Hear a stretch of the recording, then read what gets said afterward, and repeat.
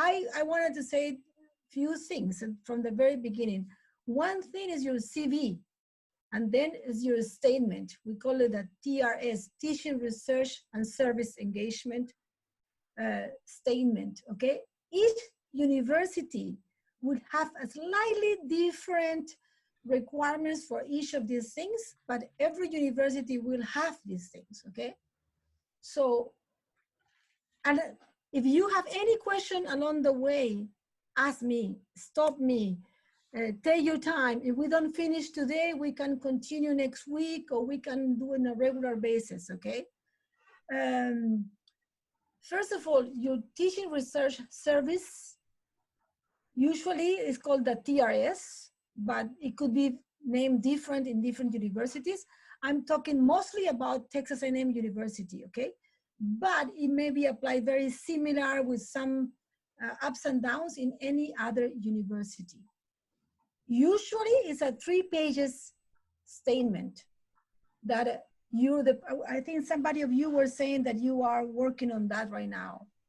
Usually it used to be in my university, 1 page for teaching, 1 page for research, 1 page of service. Now, because as we know, tenure is not you're not gonna get tenure because of your teaching or your service. You're gonna get tenure because of your research.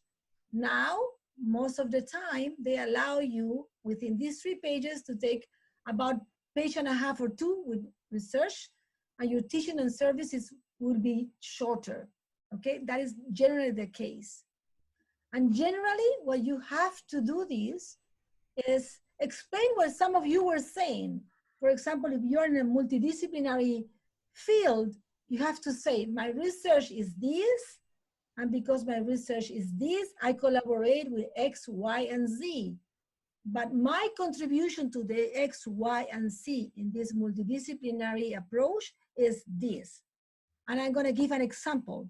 My own research is about economic development and planning. And I research on micro businesses, microfinancing. But I do talk about issues of equality, participation, community engagement. I talk with disasters, I talk with hazards, I talk with people from health.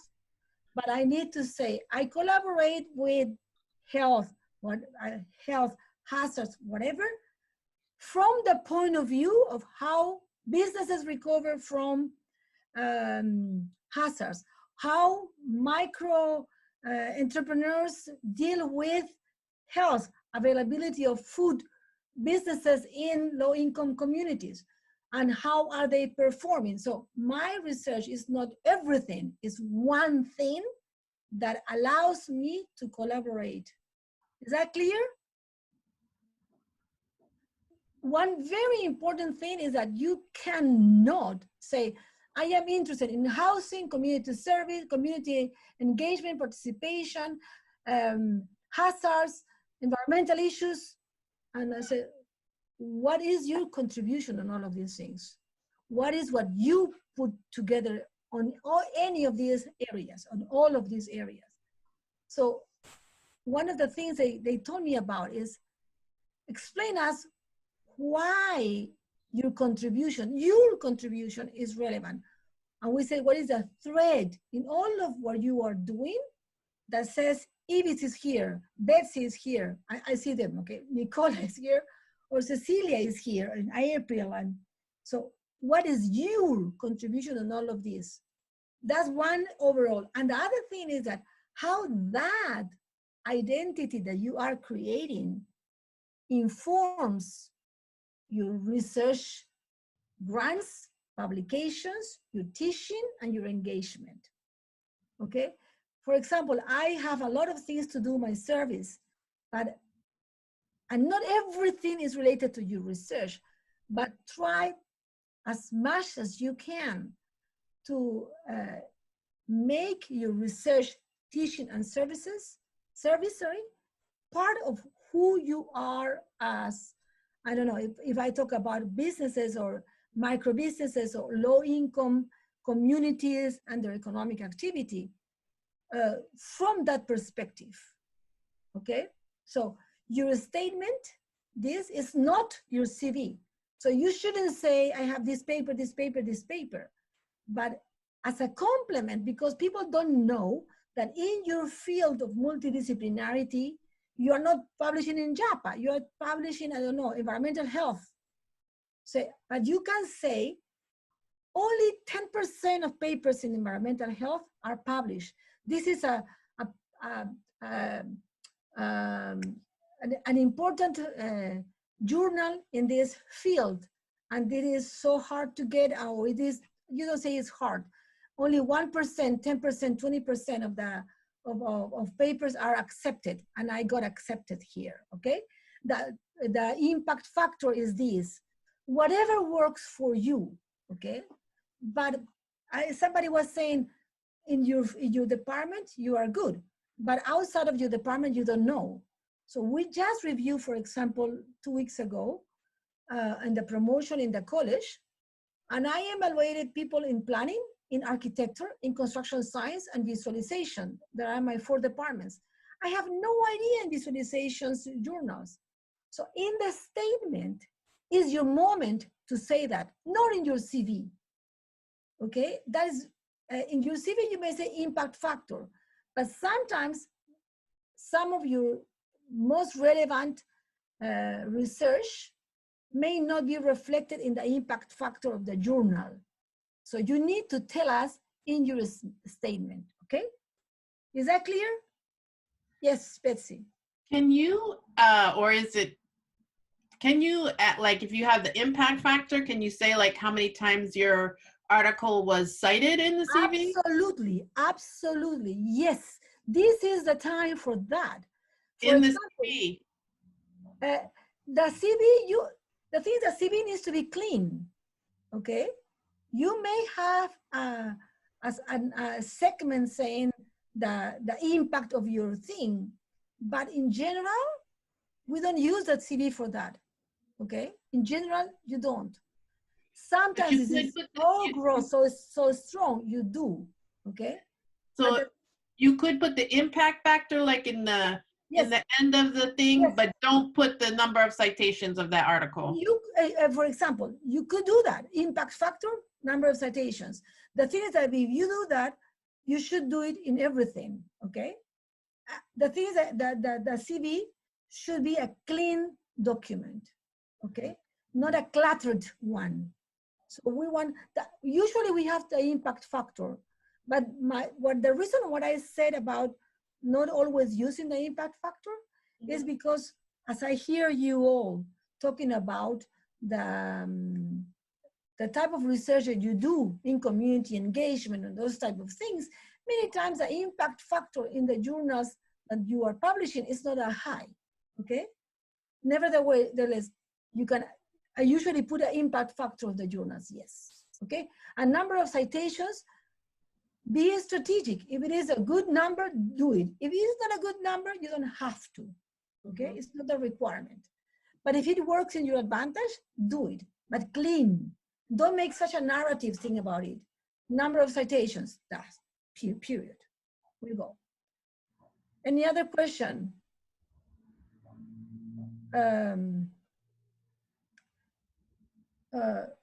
This is what we were talking about. Readers of your CV may not know how much about your field. So explain in your statement what is more competitive journal to publish. Why one conference is more relevant than others, okay? There could be a conference that is really relevant to attend in your local community and is really relevant that you engage with the local community, but they are your friends. It was not competitive, okay? But getting a paper in ACSP is relevant. It is competitive. It's the most relevant venue for conference presentations in your field, in the field of planning. Say ACSP National Conference is relevant, okay? I was rejected a couple of times, 2, 3 times to present at ACSP, and we don't have to shy on that, okay? I have also been rejected. I have been rejected many times in many venues, okay? So if you have one conference paper, say peer review conferences, and you have your listed conference, and that will be your CV. But when you have here, I have presented in so many paper conferences and peer review, whatever, okay? You need to say that, you need to contextualize, because the person who is evaluating you that comes from engineering or comes from philosophy has no idea what ACSP is. So you can say, I have been accepted in presenting my papers in ACSP, the most relevant venue in the planning field. That's it. So then they know, oh, ACSP is relevant because of this. They will not know otherwise, okay? Or why is it important to do this? You are not having your research in the most competitive ACSP, but you are, let's say, in more multidisciplinary. Say that. Say, why was this relevant? And then one of the things that is kind of new right now is the impact. Because with so much injustice, so much of the non-traditional faculty, like what I would say is minority faculty, who are mostly engaged in community service as their own personal goal, and that doesn't bring so much impact factors. Now there is a trend that is in discussion about what is your impact. Okay, you claim that your work is relevant, but it's not reflected in journals. Show us why your service impact communities. So for example, no, you may say, I participated in the ACSP conference on dealing with discrimination in Black and brown communities, and I organized a session and it impacted so many people because of this. Or I work with a community and we got this legislation. Something that really shows that it's not just you doing kind of casual stuff, but you're doing persistent, structural, organized community impact. Just to let you know, for example, when I was going with my tenure, first, I thought I organized the first dialogos in Texas from the Latino Planning Division in APA. And I got a letter from one of the attendees saying that because of the attending the dialogo, her daughter, who was gonna fail, she stopped going to high school. They were thinking about it and they discussed and they thought about going back to school and study. And I thought it was a beautiful letter. And my committee said, not relevant, okay? It was like a slap in my face. And I took it that way in my third year review. So you need to think about how this really, what they wanted was not one person being affected, but how a community is being affected. However, don't lose track of that, okay? And just ask me questions at the end. So you see, that is the purpose of this conversation. One of the things I wanted to say is, should be your name, short and simple. You don't need to put all your information there. At the end, you have all the affiliations here that you can talk about. Where are you present in every single way? But you need to have your name, how you locate you, and your website or whatever. And then generally, education, fellowships and awards, academic employment, professional employment, research, teaching service, and affiliations. You need to have very simple, organized, not cluttered, okay? Shall I continue or shall we go with your, what do you want? No, just continue, yeah. I just had a quick question. Yes. Do you have any feedback on if the order matters? Does it matter? Do you think it should be in the order that you have it here? Does it matter sort of what comes up first versus later? In general, you always have to start with your education, okay? In very short, what is your PhD from? Your master and your bachelor's degree, okay? Whatever degree you have to do it short and clean. At this moment, it doesn't matter where your high school is or whatever. It's just your bachelor's degree, your master's level, and your PhD. Where is it from? what degree is. For example, is environmental science. I did Latin American studies with emphasis in urban planning and economics. That's mine. And then you may say your GPA, or rather whatever you say, you may say that this level is irrelevant, okay? But you can say who your committee was, the title, okay? You can say those things. And it's very important to say that and your year of your, it is customary, okay? Now, in general, this is something new. It is important. You don't need to do a summary of all your awards and something. Fellowships and awards. We don't want to have 3 pages on that. Like I got a travel grant to go to the conference while I was a master's student. At this moment, it doesn't matter. I mean, really, it is important to have your fellowships and awards. Like, for example, I am a Fulbright scholar, and that's relevant, okay? I got an award of best paper for the conference. Oh gosh, this is kind of big thing. You are showing off, okay? Mm-hmm. I am a fellow of the urban planning, whatever, okay? Your academic employment, as you are, most of you assistant professors, you will say, where do you start? It's very, I mean, all of this will be 1 or 2 pages. It's not that much. Mm-hmm. Some of you have a long history, some of you don't. But in general, where are you working? Where have you worked? And then after that, so it's your education and your work experience. And then you just go, this is the relevant part, research, teaching, and service. This is kind of telling us, what are you? What are you doing? What have you done? Okay? Mm-hmm. So in general, it's not that long, especially if you're an assistant professor, okay? Some of you have a longer history, as we have learned, and you need to acknowledge of that. The worst, I mean, but if I work 1 year as a tutor in high school or teaching piano, it is not relevant for your tenure packet, okay, for your CV. Mm-hmm. Any other question? Yeah, I have a quick question. So at FSU, we input all of our information into this fee system, and it automatically generates different types of CVs. So like for annual review, it's just yearly. General CV, it's general. And then for tenure track, or for your tenure and promotion binder, it's a specific CV as well. So it's already like locked in. Is that common, or is this something that's uncommon? We don't have that. It's not common, but the tendency, there is a trend that is asking for that. Mm-hmm. Okay. There is a trend that is discussed right now, saying that we all want to have this standardized. Mm-hmm. Okay?